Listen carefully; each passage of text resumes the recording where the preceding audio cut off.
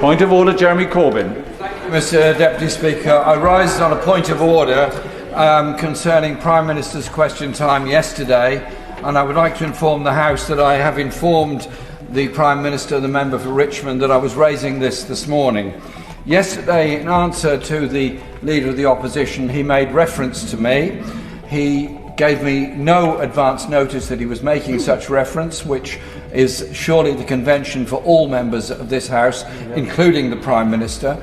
And secondly, he gave a wholly inaccurate representation of the 2019 election manifesto, which he must have been fully well aware of because he took part in many debates concerning the content of that manifesto during the election campaign.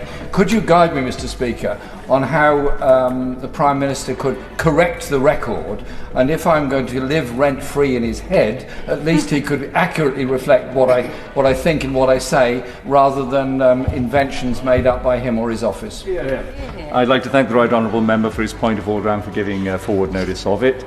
Members are, of course, responsible for the content of their own remarks in the Chamber.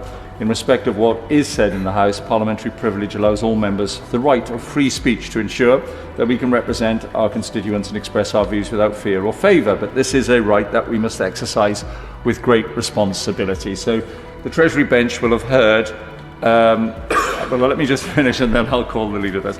The Treasury bench will have heard that point of order, and I'm sure it will be passed on to the Prime Minister.